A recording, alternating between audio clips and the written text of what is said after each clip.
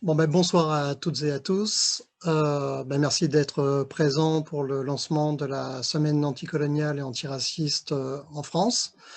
Vous avez pu entendre le débat transversal tout à l'heure. Il s'est terminé avec Julia Wright, qui est une ancienne Black Panther et qui a, comme elle l'a dit, a fait un état des lieux des États-Unis sous l'ère de Trump et l'ère post-Trump. Et elle a commencé son intervention et on la remercie sur la solidarité avec Léonard Peltier parce qu'aujourd'hui, 6 février, nous sommes une journée intentionnelle de solidarité avec Léonard Peltier puisqu'il est rentré dans sa 46e année de détention. Et donc, en fait, on lui dédie ce webinaire puisqu'il traite de la lutte des peuples autochtones pour la défense de leurs terres et territoires. Donc, je m'appelle Sylvain Duez Alessandrini, donc je suis membre du conseil d'administration de l'association CSIA Nitassinan, une association qui défend les droits des peuples autochtones. Je suis un des représentants de Léonard Peltier en France et je suis vice-président de l'Alliance européenne pour l'autodétermination des peuples autochtones que nous avons monté et enregistré récemment et qui a pour but de donner des espaces pour les peuples autochtones au niveau des Nations Unies. C'est avec un grand plaisir que nous organisons ce deuxième projection en ligne de The Condor and the Eagle. Et on remercie Aurélie pour l'avoir rendu accessible en France en le traduisant et en le sous-titrant. Et bien sûr, on remercie Clément et Sophie pour toute leur amitié et pour tout ce projet que nous avons mis en place ensemble. Donc, comme je l'ai dit, nous sommes dans le cadre de la semaine anticoloniale et antiraciste. Et pour nous, il fallait revenir sur les bases du colonialisme. Et les bases du colonialisme, pour nous, elles ont commencé en 1492 avec l'arrivée de Christophe Colomb dans les Amériques. Et on parle souvent de la situation dans les Amériques, mais rarement de la lutte des peuples autochtones, et alors qu'ils sont là et qu'ils combattent depuis plus de 500 ans au colonialisme et qu'ils sont encore sur des lignes de front. Et ça, on pourra l'entendre tout à l'heure avec nos invités, donc Tara Ushka, qui est Anishinaabe, et Canaïs Manuel, qui est Sewempek de Colombie-Britannique. Pardon si je ne prononce pas bien le nom de ton peuple, Canaïs. Je fais de mon mieux. Et pour nous, en tant que CSIA, la défense des terres et territoires des peuples autochtones, elle va dans le combat global pour l'autodétermination et la lutte contre le colonialisme et la lutte contre le racisme.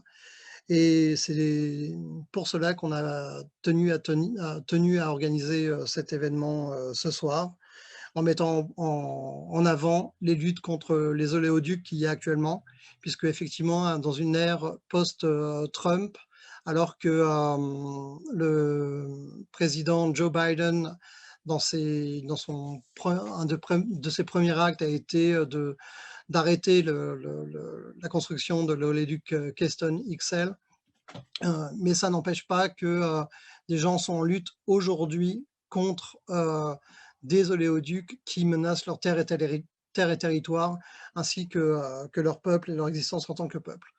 Donc, et ce qu'on a mis en avant, et comme il est fait absolument et bien démontré dans le film, ce sont les femmes qui sont souvent en première ligne dans ces combats.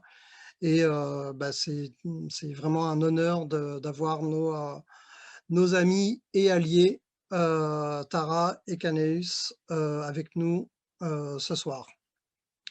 Donc on va commencer avec l'intervention de Tara Ushka. Donc Tara est une avocate tribale, membre de la nation Anishinaabe de Cushiting, et ancienne directrice nationale des programmes de défense de l'environnement de l'ONG autochtone Honor the Earth. Elle a participé à la COP 21 à Paris pour y représenter les droits des peuples autochtones. Elle est fondatrice du mouvement Not Your Mascot, une organisation qui lutte contre les préjugés racistes à l'encontre des autochtones. Et elle a passé plusieurs mois dans les camps de résistance contre l'oléoduc d'Apple Dakota Access Pipeline, tout comme Canaus, à Standing Rock. En novembre 2016, elle y a été interpellée lors d'une action pacifique avec des dizaines d'autres manifestants, dont la matriarche Ponca Casey Kemp, une des protagonistes du documentaire The Condor and the Eagle. Ce jour-là, les militants et militantes arrêtés ont passé plusieurs heures dans des cages à chiens réquisitionnées à l'occasion par la police. Tara Ushka est maintenant en première ligne dans les campements de résistance au Minnesota contre la construction de l'oléoduc Line 3 de la compagnie Enbridge, qui est financée par plusieurs banques au niveau international, dont des banques françaises comme Société Générale. Elle est membre de l'organisation autochtone Biniwi Collective. Et la première question, je vais laisser la parole à Tara pour nous expliquer ce que c'est de combattre aujourd'hui contre Line 3 et comment nouer nos combats et cette solidarité. Je vous laisse la parole, Tara. Buju Ginawa, Buju and Dinui Maganinduk, Shabawekwe and Dijnakas Makwa and Dizim, Kuching and Dunchaba. My name is Tara Haska. I am Bear Clan from Kuching First Nation, calling in here from Anishinaabe territory inside for this webinar. So that's nice, and it's nice and warm inside. But I've been living outside in the territory, about 200 yards off the proposed Line 3 route for the last 3 years, living, building, and growing a ground resistance because we knew what was coming when they started building this pipeline around our state and around the territory. Basically, at this moment, the bulldozers are here. We've been doing action now almost every other day, delaying and slowing construction of Line 3 and trying to bring it to President Biden's attention so that a similar decision is made on Line 3 like the one that was made for Keystone XL. I was part of the fight against Keystone XL way back in the day, so these pipeline fights and these infrastructure fights go a long, long time. It took, I think, 250,000 people being pledged to get arrested for Keystone XL to get stopped the first time. So we're trying to build a similar type of response because I think, as we know, as my sister up there, Conahus, knows, like, these systems are broken and they're built by the same people that are directly invested in these projects. I mean, sometimes it's outright, like Canada actually buying a pipeline. That was surprising even to me, to be so blatant. But then there are moments like the Enbridge company behind Line 3, the pipeline we're fighting. They're in direct financial relationship with our law enforcement agencies. So they signed agreements and contracts to get a bunch of tanks and military gear and all that stuff to beat the crap out of us here in our territory. The resistance has been beautiful and it's been growing and getting stronger with each passing week. It's been a long period of years of building. We've been training hundreds of people over the last 2 summers.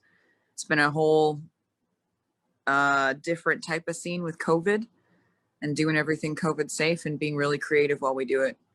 Making sure that we're socially distanced, but still defending the territory because the destroyers are still destroying. And that's like their MO, I think, is using this pandemic to really try to get as much damage done as they possibly can while the courts are making their decisions on this.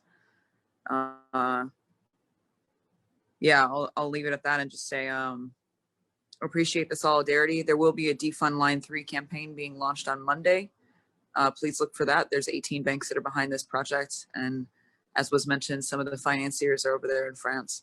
So there are ways to get involved in more than just sharing out the message, which is part of it also. And that's why a film like this is so critical and needed, to hear the voices of the people giving voice to Mother Earth. So, miigwech, and thank you.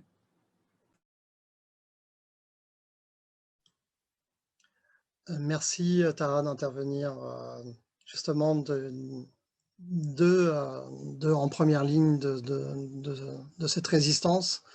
Et on est très fiers de ton combat. Et comme on l'a été contre DAPL et comme on l'a été ensemble quand nous avons été avec Canaeus rencontrer les banques en France, mais on continuera à faire ce travail pour faire en sorte voilà, que ces projets mortifères puissent cesser et que vos peuples puissent vivre dans une vraie économie durable et sans les impacts du capitalisme.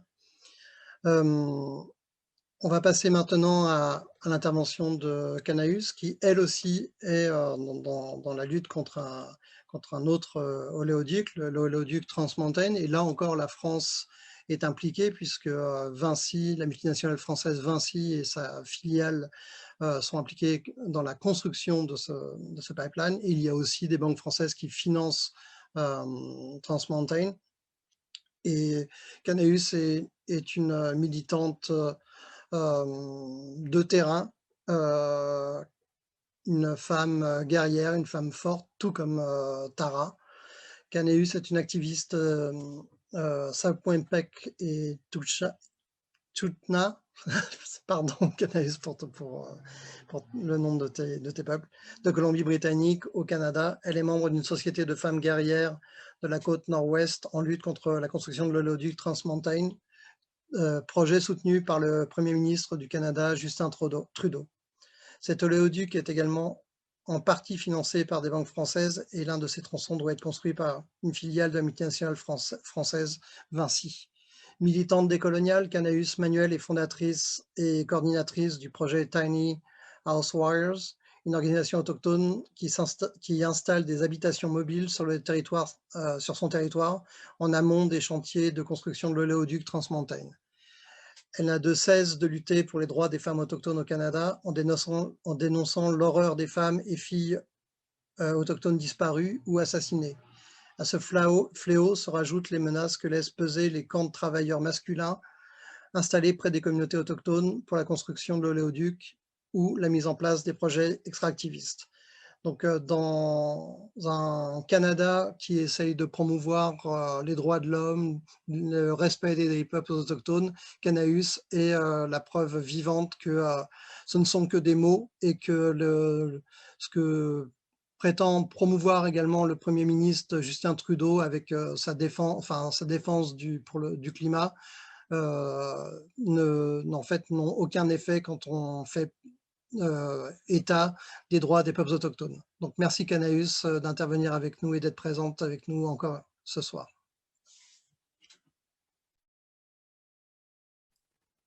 Greetings everyone.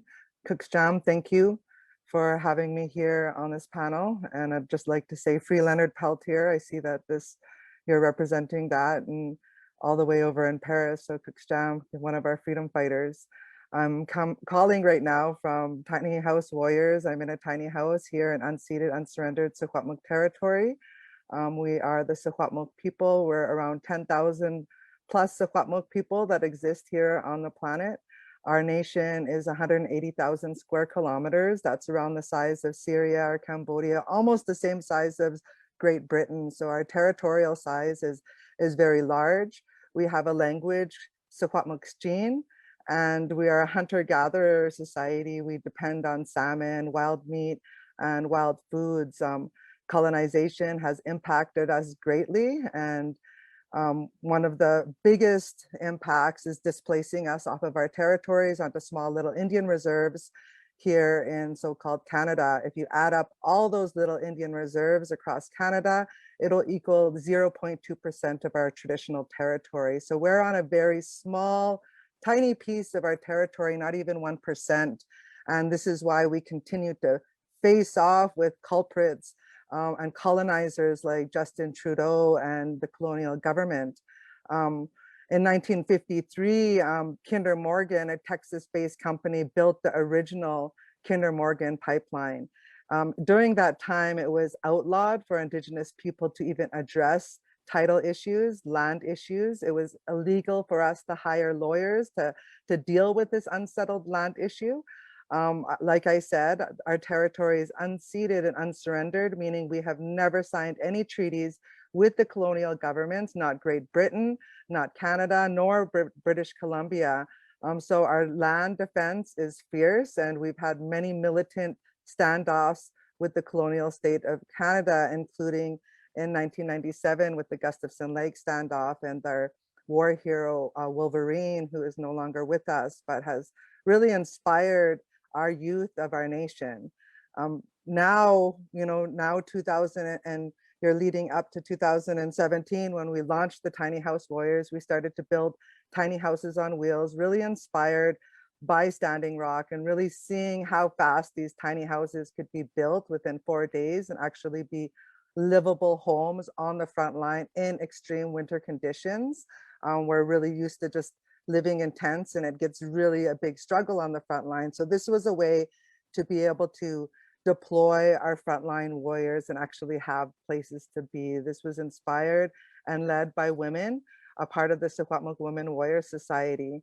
And so in 2017, the same time we were building is when we launched our risk assessment with the help of Indigenous Network on Economies and Trade, and went to Europe to meet with international banks and insurance companies that have any type of financial interest in the Trans Mountain Pipeline. And my first meeting actually was with Tara, and she helped show us the ropes on how to face off with these billionaires. You know, these banks have all this dark money, but it's billions of dollars, and to not show any fear, to actually walk into those meetings like we are actually the title holders to all of this land. And we have this responsibility that we take seriously. And they took us seriously, and they continue to take us seriously because they know that there's financial liability, there's financial risk and uncertainty that's now, creating waves in this international finance community. Some of the banks and insurance companies, we met with AXA, BNP Paribas, Credit Suisse, and it was really to request and demand that they divest out of current and existing tar sands projects, not just future tar sands projects and pipeline infrastructure, but actually the current and existing ones as well.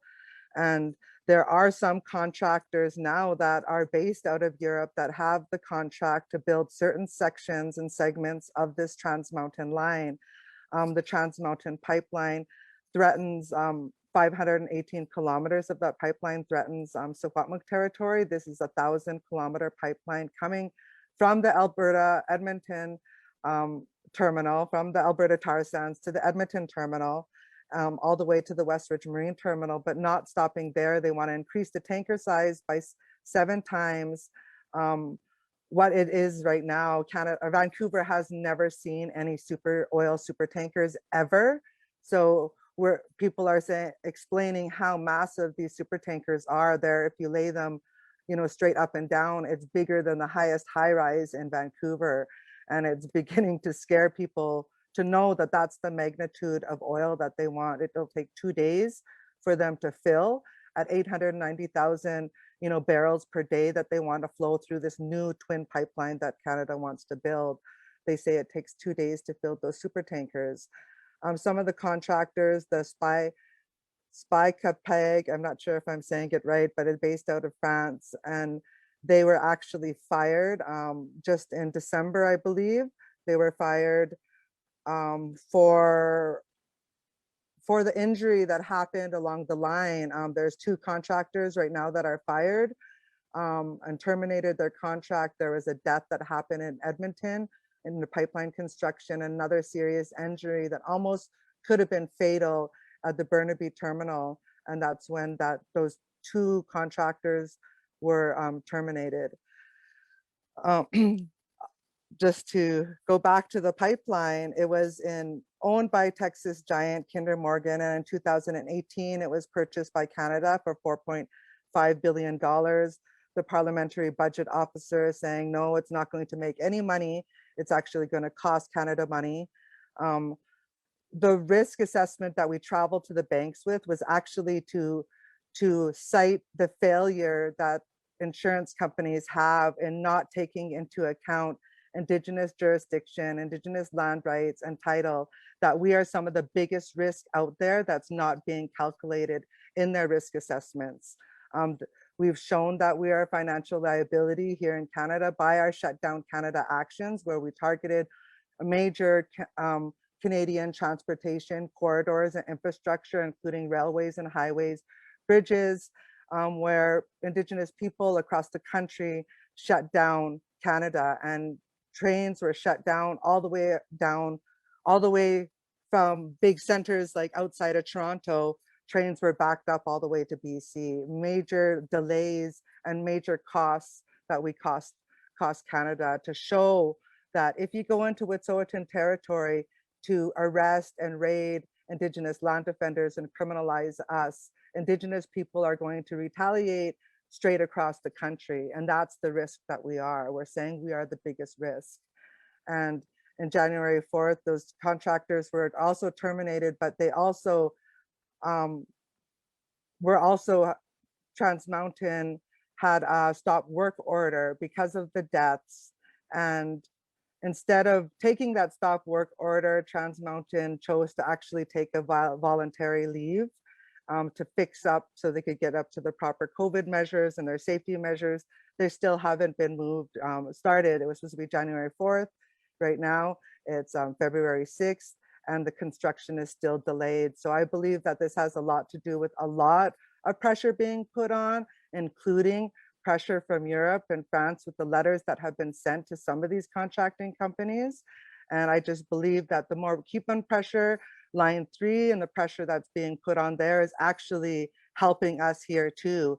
And once we pick up our actions and the arrests start happening and blockades on the construction line, it's going to support the actions there and Line 3, because we're fighting the same industry with these same culprits involved in it. And I believe that Europe is a part of the world that we need to focus on. If we're talking about, let's talk about defunding and divesting, let's talk about these banks and educating them so they're not investing in destructive resource extraction projects that are directly impacting Indigenous communities here. And just also to note the amount of police violence and the police harassment and surveillance that we're facing right now. We have a new, the RCMP invented a new police unit called the Community Industry Response Group, whose main focus is to address any resistance. And in this case, it's only Indigenous resistance that they're focusing on against the Coastal GasLink, which is the Wet'suwet'en resistance, and the Trans Mountain and the Secwepemc resistance, and all the Indigenous nations along the line. So they have a new policing unit just to deal with us, and that's the ones that are responsible for breaking my wrist. I have a lawsuit, a current lawsuit right now against this RCMP officer, Corporal Bowden. And so the criminalization of our people have to stop. They're actually using court injunctions to remove Indigenous people and to arrest Indigenous people. And even during COVID time, we've had 3 Indigenous males actually serving jail time during COVID. And it's extreme isolation. It's pretty well segregation in the prisons when they're doing their time for pipeline resistance because of COVID.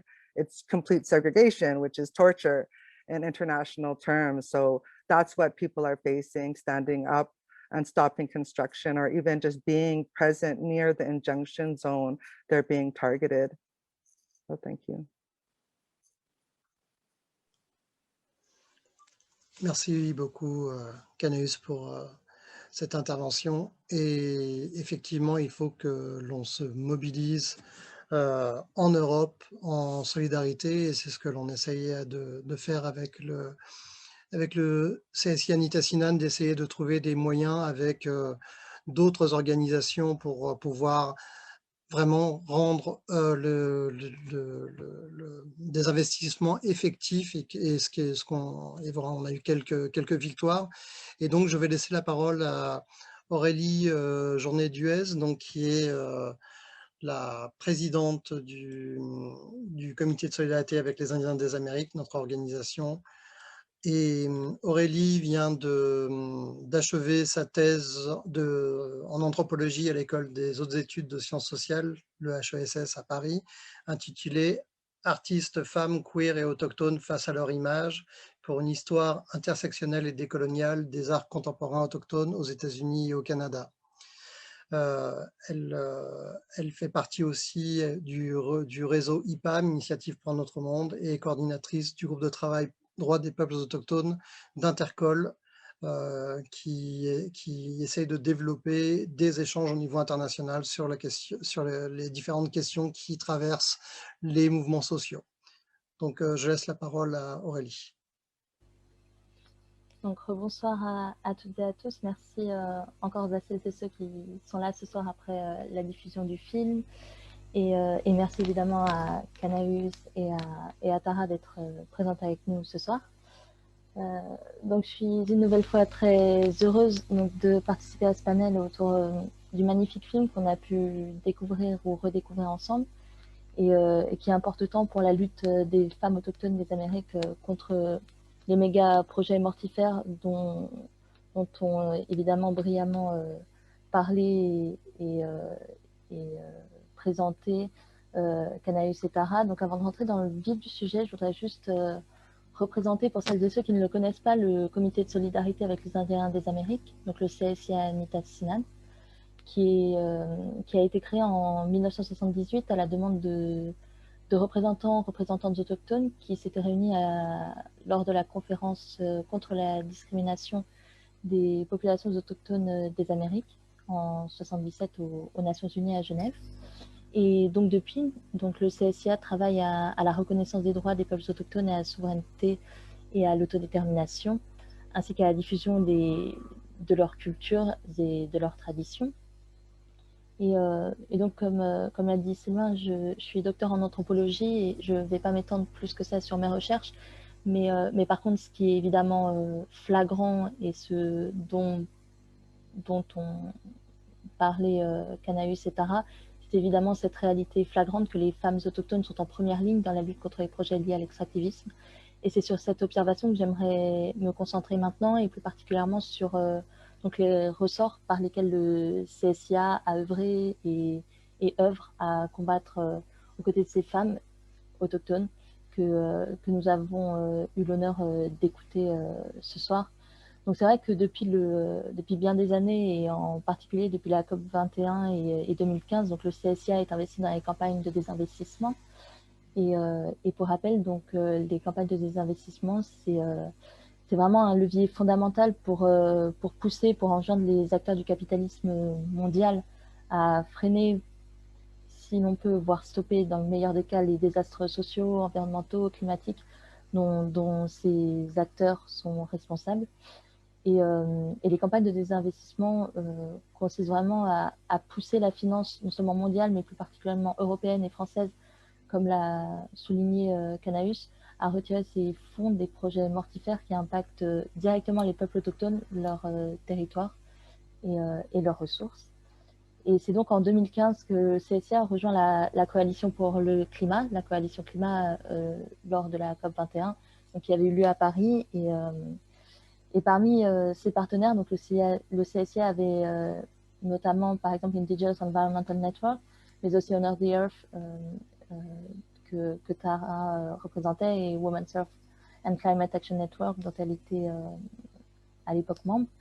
Et les représentantes et représentants de ces organisations, donc dites grassroots, populaires, autochtones, sont présentes évidemment depuis bien des années contre les projets coloniaux sur leur territoire, mais c'est à l'occasion de Standing Rock dans le Dakota du Nord, comme ça a été mentionné, donc aux États-Unis, entre avril 2016 et février 2017, pour se battre contre la construction de l'éoduc Dakota Access Pipeline, que le CSIA s'est vraiment de nouveau mobilisé avec elle. Et c'est donc aux côtés de nos alliés autochtones que le CSIA s'est battu contre les banques françaises qui finançaient ce projet. Et en évoquant ce cas concret, je pense notamment à la banque BNP Paribas. Et nous avons à l'époque pu célébrer la victoire, si je peux utiliser ce terme, en octobre 2017, puisque l'action conjointe qu'on avait menée à l'époque avec Tara, avec Canaus, avait permis, grâce à leur travail acharné, sans relâche, que BNP Paribas désinvestisse à hauteur de plusieurs millions de dollars, ce qui avait été à l'époque vraiment un choc dans tous les sens du terme, à la fois positif et émotionnellement très fort. Et ce travail nous a été aussi permis, il ne faut pas l'oublier, grâce à des alliés en France, parmi lesquels Lucie Pinson, qui était présente sur le premier panel qu'on avait organisé pour l'avant-première de The Condor and the Eagle, qui maintenant est directrice de l'ONG Reclaim Finance et qui a été prix Goldman de l'environnement en 2020. Mais donc, pour poursuivre, j'aimerais revenir sur cette importance cruciale qu'on accorde à la lutte contre les oléoducs, contre les méga-projets liés aux énergies fossiles. Et donc, pourquoi cette lutte est-elle si importante? Si je tiens à poser la question, c'est déjà, avant tout, pour nous demander aussi quelle peut être une victoire et en quoi, qu'est-ce que cache le mot victoire en réalité, parce qu'il n'est peut-être pas tout à fait juste ce terme. Et il est sûrement très relatif par rapport au machiavélisme, au stratagème que développent les acteurs de la finance mondiale. Et je ne parle pas seulement des banques, mais également des assureurs ou encore des multinationales qui participent à la réalisation de ces projets. Et Canaeus nous a partagé son expérience en tant qu'activiste Secwempec en première ligne à la lutte contre l'oléoduc Trans Mountain par Kinder Morgan.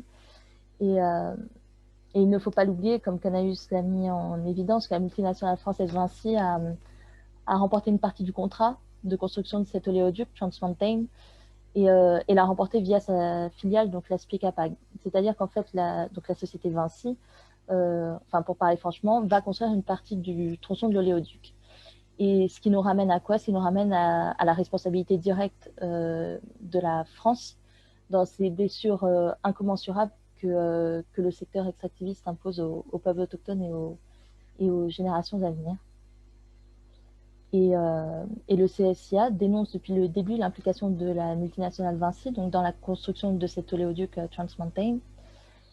Et donc, il y a près d'un an, en mai 2020, juste, 2 mois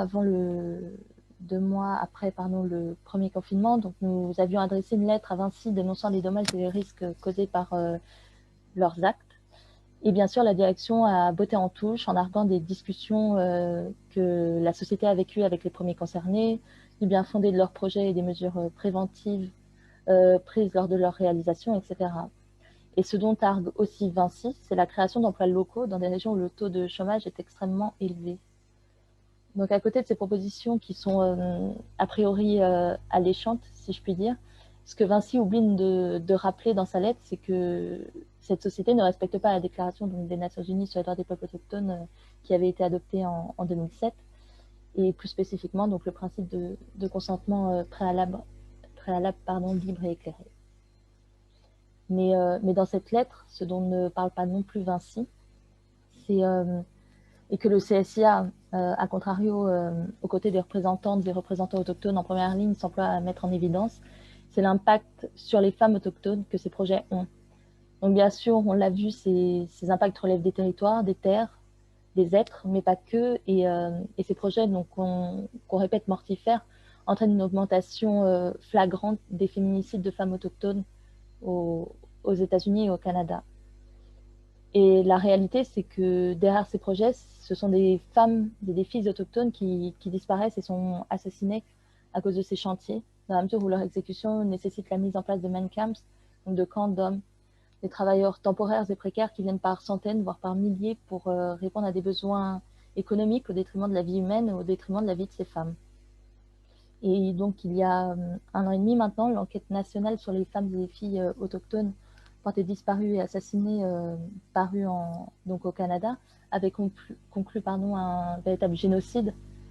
Et le terme est répété plus de 100 fois dans le rapport. Donc, que le Canada conduit à l'encontre des femmes autochtones depuis des années et des années. Donc, c'est ce que dénonce également l'ensemble du mouvement Murder and Missing Indigenous Women, donc à travers l'ensemble de la grande île de la Tortue, que l'on nomme de son nom colonial, Amérique.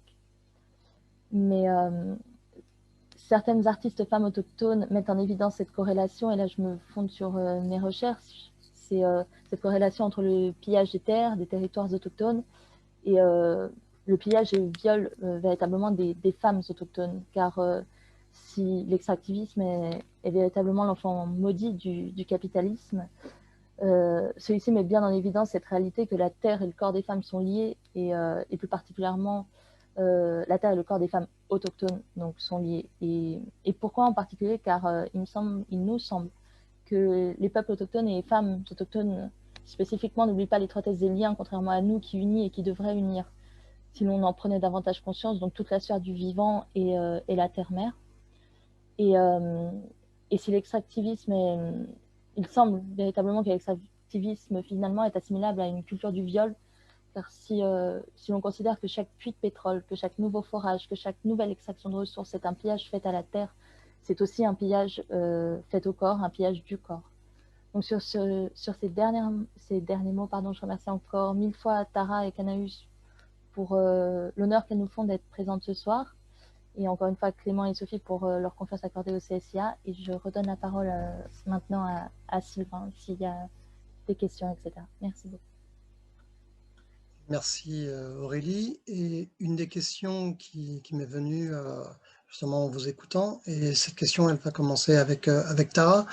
On a vu donc le changement d'administration après le gouvernement Trump. Est-ce que l'administration Biden, est-ce que vous avez des confiance dans cette administration, notamment parce qu'il a mis en place certains mécanismes, retour des accords de Paris, etc. Il y a eu donc à la tête du secrétariat de l'Intérieur, donc une représentante autochtone, Deb Haaland, qui a été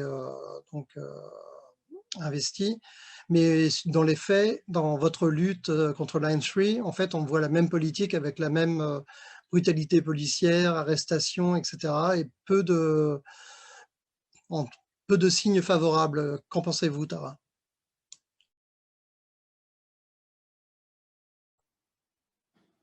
I mean, I would say, first off, I don't think that any government to date has proven itself trustworthy to Native people in any sense of the word. This project that I'm fighting, the project that Conahus is fighting, the project that all of us are fighting, no matter what it is, when it's Cross Turtle Island, is a direct violation of indigenous sovereignty. In this particular case, you've got multiple nations that are actually suing both the federal government and the Minnesota government for approving this project in direct violation of the treaties that were signed with the United States, or in some cases, the non-treaties that were signed, so just the rights that are recognized. I mean, I think the Biden administration has certainly had a far different policy stance on pretty much everything. They're trying to do as much reversal as possible as they can from the Trump administration, and that includes appointing Deb Haaland to the Secretary of the Interior, but it also is always balanced, right? Like they still don't, there is not a revolution of progression happening within the colonial system that I can tell. There are certain voices that are within it. So we see, AOC and Rashida Tlaib and Ilhan Omar, Representative Ilhan Omar just came out to actually our camp and visited with us. That was incredible, but it's still few and far between. It's still by far the vast body of that is the same people who are directly funded, and their campaigns are funded by these companies, by these corporate actors. So yes, have had many meetings with Biden administration transitional teams, continue to have those meetings. I'm very, targeting specifically that actor, because that there is leeway for them to suspend the project entirely, to answer some of these questions that are outstanding, like environmental impact statements and the lack of review when it comes to tribal cultural resources. So yeah, I have more hope, but I would also say, like, just as a note to the Trump administration, and kind of like to set the tone of, Conahus is talking about her wrist being broken by the police.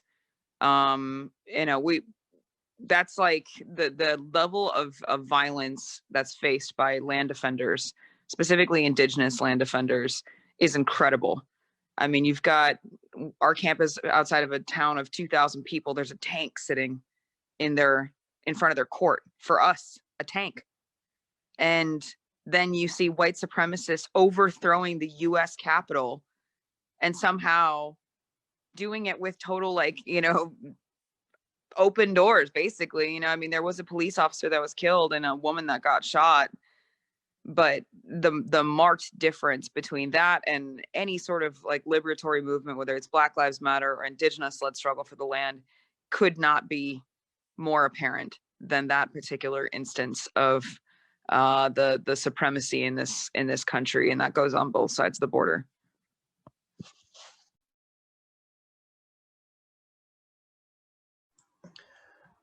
Merci Tara pour cet éclaircissement. Et j'aimerais, puisque Tara est venue sur la question de la suprématie blanche et donc du racisme, qu'en est-il pour la Colombie-Britannique? J'ai cru voir que, pareil, les mêmes mouvements rétrogrades, racistes, sont venus provoquer donc la résistance contre Trans Mountain et donc les membres de Tiny House Warriors. Est-ce que tu peux en dire plus, Canaus?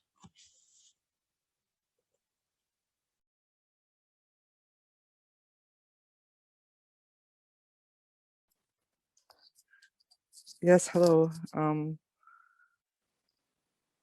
We say that this pipeline is a white supremacist pipeline, that they're using white supremacy and all of its power to be able to push these pipelines through, that there is international law, and here in Canada, there's constitutional law that says Indigenous rights and title exist, actual land rights to our territory exist, completely being ignored. The United Nations, through the Committee on the Elimination of Racial Discrimination, CERD, has ordered Canada to stop construction of Trans Mountain Pipeline and Coastal GasLink, as well as revoke the permits and to stop the excessive policing of Indigenous land defenders. Canada has completely ignored this.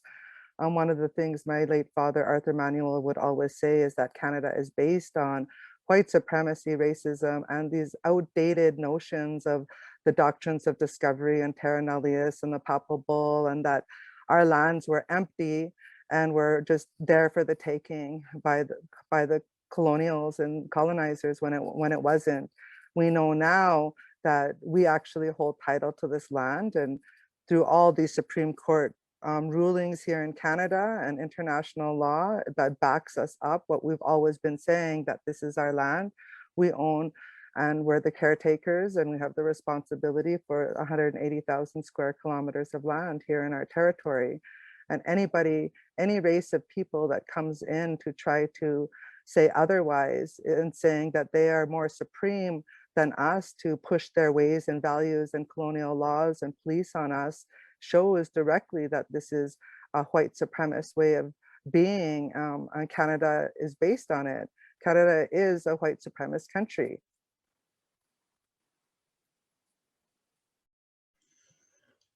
Merci Canaus, et ça rejoint un des commentaires qui a été fait là avec les personnes qui sont en train de lire, enfin de regarder ce webinaire.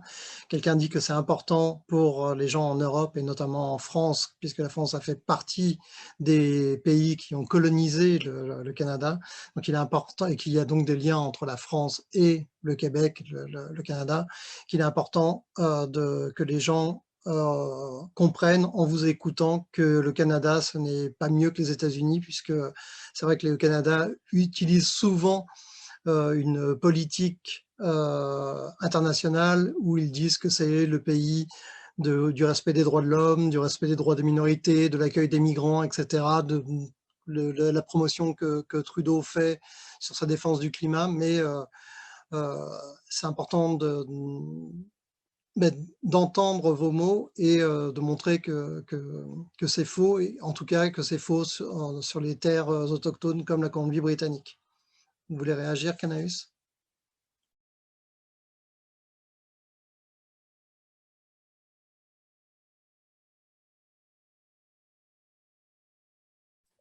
Yeah, I also want to say that there's a London-based contractor. It's J. Murphy and Sons. And so if there's anyone out there in London that wants to take some action, direct action, or like the same thing, write letters, do things to put pressure on these contractors there in Europe. Also, I wanted to just make note that, you know, these Canadian private security companies that are being used, both the US private security companies and Canadian private security companies that are being used against us, Indigenous land defenders that are protecting our lands against pipelines. You know, we're being targeted by them as well, but these same companies are going down into South and Central America and actually killing Indigenous people. They're actually raping Indigenous female land defenders like myself and Tara. That's reality for our Indigenous land defenders in South and Central America and other places around the world. And that's another thing that people need to be very mindful, that Canada is not a good country. They're allowing these murders and killings to continue to happen in those other countries. Also, just to let everybody know that they can reach out to me on my social media. I'm on Facebook and Instagram and Twitter. Find me through Kanahus Tattoos or Kanahus Freedom Manual. You're gonna find me, reach out to me if you're willing to do any type of actions or any art.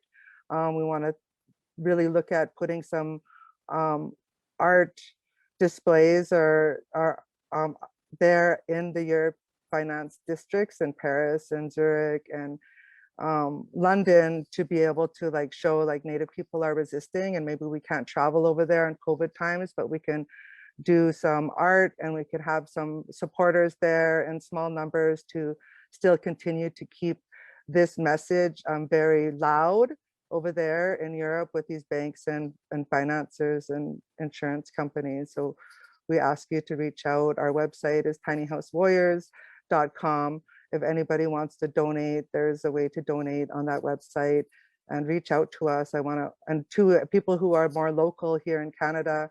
I mean, I heard Tara say that people drove 1,000 miles to do like a piano blockade on line 3.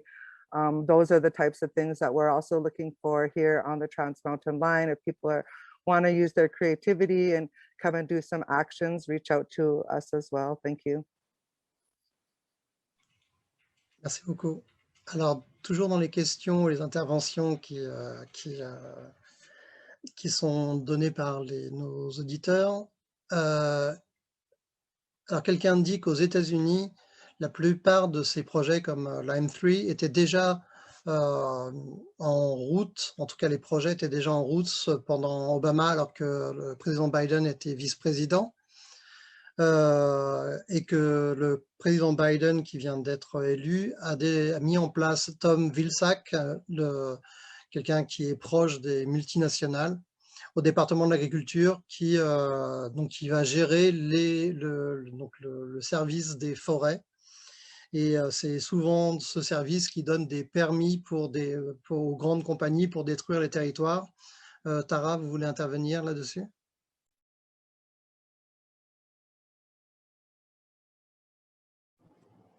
Yeah, sure. I mean, I think that, you know, that's a perfect example of the kind of balancing act that the corporate Democrats and the corporate Republicans, or the corporate backed folks, are playing, which is you get a Deb Haaland, but then you also get a Tom Vilsack, right? So they're part of the same cabinet. We can't let the progressives get too much of a hold, or else our corporate financed campaigns and our corporate influenced laws and our system is going to be changed, you know, in a real way. I think that there's certainly movement that needs to happen. You know, getting the Ilhan Omars and the Rashidas into office is very important. You know, those are voices and champions that need our support. And once they're in and taking those spaces, that said, I mean, I think when Kanahus is describing the targeting and sometimes outright killing of Indigenous land defenders around the world, to me, when I look at, you know, an opponent and assess, you know, what they care about the most, the enormous amount of response alone to Indigenous land defense should tell us that that avenue is one that we have to support, that we need to support. You know, they're not showing up with tanks and guns and riot gear for permitted marches. They're not showing up with tanks for petition deliveries and things like that. But if you're actually out there putting your body on the line and standing in front of a machine, you can guarantee that the response is going to be pretty extreme. I mean, we're putting ourselves into very dangerous, often very isolated places. You know, this is our land, this is our people. They're coming for the last of it, right? This is just another extension of cultural genocide. I did want to mention like the specifics of this project, the reason why. You know, it's always like, why pipelines, why this, why that. This to me is the tar sands. It's the expansion of the tar sands industry. It's climate change, but it's also at a personal level about our wild rice and the fact this passes through, or would pass through, hundreds and hundreds of watersheds.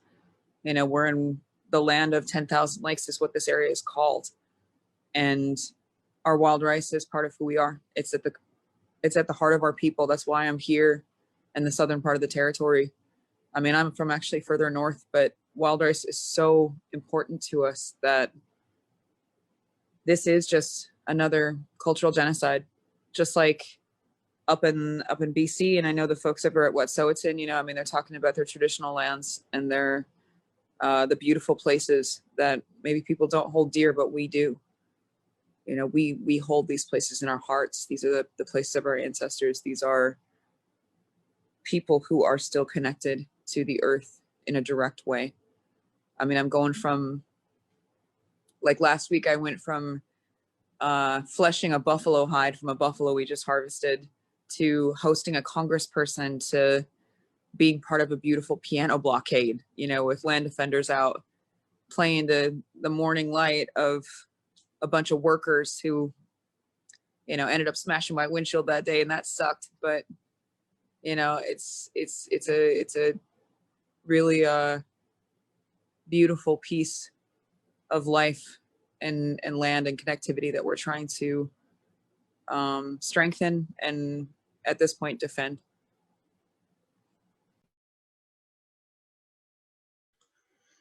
Merci Tara. Alors c'est très intéressant d'être à ce webinaire parce que quand on regarde les commentaires, on peut voir qu'il y a des autochtones qui sont au Québec, des Inuits, donc des gens comme Michael Paul, qui sont des activistes Inuits, qui regardent ce webinaire et qui saluent leurs sœurs guerrières. Donc voilà, de l'autre côté du Canada, d'autres peuples autochtones sont en lutte et regardent un webinaire qui se passe à Paris. Donc et il y a aussi des autochtones qui sont de Guyane française qui regardent ce webinaire, notamment la représentante de l'Organisation des femmes autochtones de Guyane et qui fait partie de la COICA, qui est donc l'organisation qui représente les peuples autochtones du bassin amazonien, donc pas seulement la Guyane, mais aussi Brésil, Colombie, etc. Donc ce webinaire est très intéressant d'avoir ces liens à travers le monde. C'est ça les liens de solidarité que l'on voulait faire. Et le film s'appelle L'Aigle et le Condor. Et donc voilà, ça montre bien que cette prophétie, elle se réalise aussi par ce film et par ces rencontres que l'on fait en ligne. Il y a nos amis Elena et donc de Zurich, d'Incominhos, et Peter de Vienne, de Hacking, qui regardent aussi le webinaire, qui saluent bien sûr Canaeus et Tara et qui disent qu'ils seront toujours à leur côté. Et c'est aussi pour dire que l'Alliance européenne pour l'autodétermination des peuples autochtones, dont on fait partie, juste envoyé une lettre un appel de l'Union européenne sur les impacts des compagnies multinationales en Europe sur les territoires autochtones, et donc leur rappeler leur responsabilité envers les droits de l'homme et donc l'Alliance a fait une lettre à l'Union européenne demandant que les compagnies multinationales européennes doivent prendre en compte les titres de propriété autochtone sur chaque projet qu'ils mettraient en place donc sur l'île de la grande île de la Tortue, donc en Amérique du Nord. Et donc on restera en lien avec Canaeus et Tara justement sur sur le développement de tout cela, et donc maintenir ces liens de solidarité. Et encore une fois, comme l'a dit Aurélie et comme vous l'avez tout dit, il faut lutter là où on est. Et donc Michael, qui est en Allemagne et qui est le groupe de soutien à Léonard Peltier, dit qu'en Europe aussi, on a nos combats à faire. Et nos combats sont liés, et c'est effectivement contre la finance et tous ces projets mortifères qui se nourrissent des énergies fossiles et qui détruisent le climat. Et donc c'est vrai qu'on a à apprendre les uns des autres, mais on a besoin aussi de cette solidarité pour les bloquer et les faire tomber. On est très ému d'avoir pu vous accueillir, Tara et Canaeus, alors que vous êtes voilà, en première ligne contre ces combats, et puis en première ligne devant ces bulldozers pour stopper tout cela. Et donc, voilà, l'importance du désinvestissement. Et je pense que nous, de notre côté de l'océan, c'est l'axe principal que nous pouvons faire à vos côtés, et maintenir ces liens. Donc, s'il n'y a pas d'autres intervenants ou de questions, est-ce que Aurélie, tu voudrais intervenir sur quelque chose? Alors, moi, je voudrais juste rappeler ce qu'a dit Canaeus tout à l'heure, c'est l'importance des dons et donc ce à quoi vous avez assisté ce soir, le film et le panel de discussion, bah, si on organise tout ça aussi, c'est pour permettre une action directe autre que les actions de désinvestissement qui sont complémentaires, mais aussi voilà, de directement aider sur le terrain grâce à des dons, les campagnes que conduisent Tara et Canaeus. Donc tous les fonds récoltés ce soir vont aller à leur lutte. Donc c'est un des biais par lequel nous, à l'heure actuelle, et en particulier dans ce contexte si défavorable aux déplacements et aux voyages, etc. Donc, à défaut d'être avec elles sur les barricades, ben, au moins on peut les aider d'où on est par ce biais-là aussi. Donc voilà, merci à toutes et à tous de nous avoir suivis, et encore merci à Tara et à Canaeus.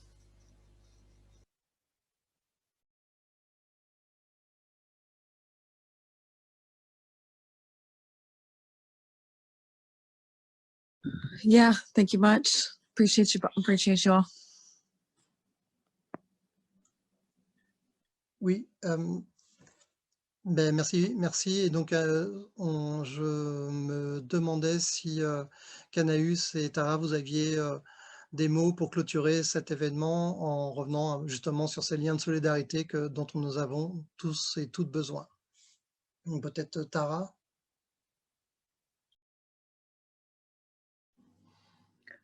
Yeah, I guess just thank you again for the space. And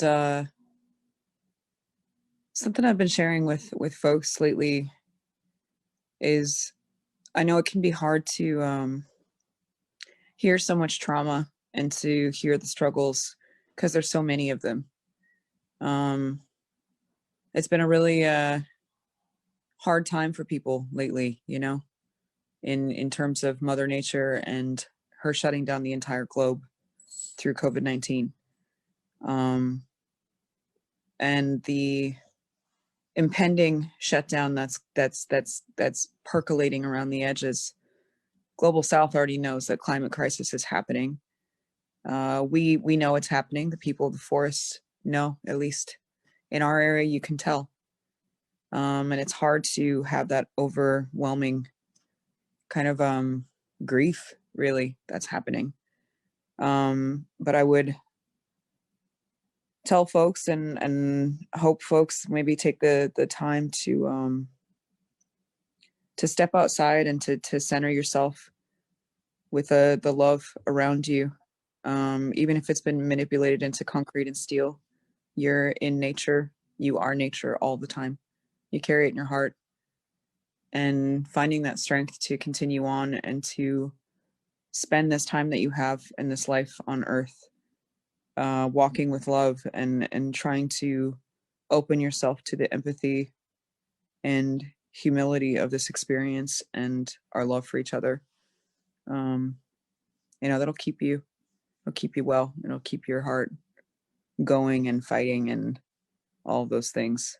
And be really brave too. It takes bravery and strength to stand up and to say something, and it's a powerful thing to both speak out and also to listen and to hear those voices. So thank you for listening to us. Chimigwech, be strong, be brave. In this case, stop line 3, stop Trans Mountain, fuck tar sands. Miigwech.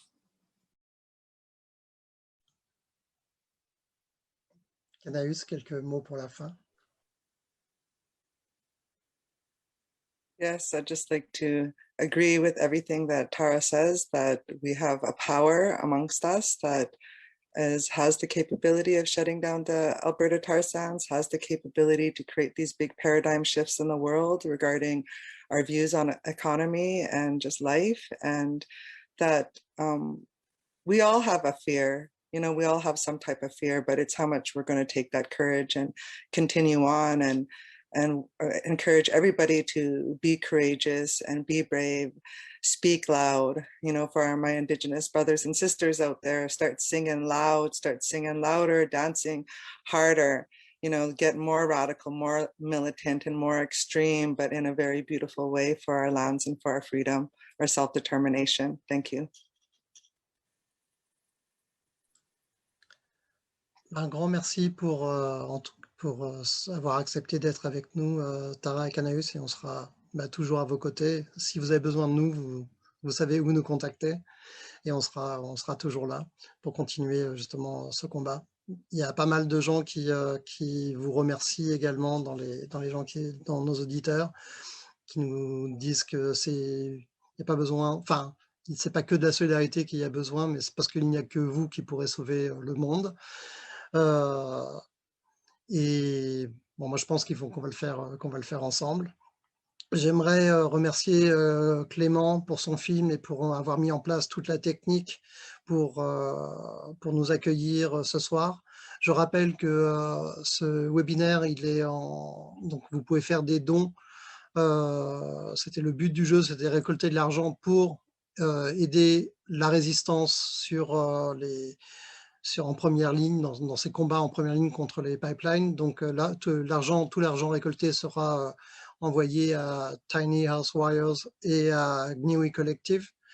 Donc vous pouvez continuer à participer aux dons. Vous pouvez aller sur la page de cet événement, aller sur le Facebook du CSII, il y a tous les liens avec le PayPal, ainsi que sur la page du film The Condor and the Eagle. Et puisque voilà, pour nous, c'était important d'entendre vos mots, mais aussi d'organiser cette résistance, en tout cas d'être solidaire de cette résistance et le plus efficacement possible avec ces dons pour vous aider ce combat au quotidien.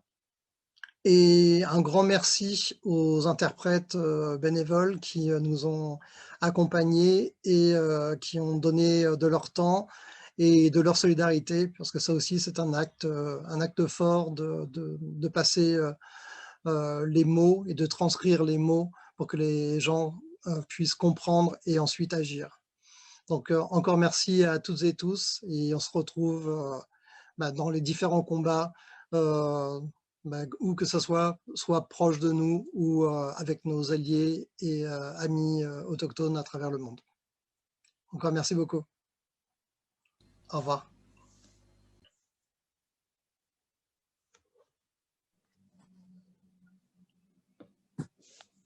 Love and love. All right. Merci encore tout le monde. C'était super cette discussion, je vous remercie. Au revoir. Et merci les interprètes. Vous avez grave assuré. C'était génial. Vous êtes très, très, très, très sympa. Merci. Ouais, vraiment, merci beaucoup. On n'aurait pas pu faire sans vous. Merci beaucoup. Au revoir. Au revoir et merci. À bientôt. À bientôt.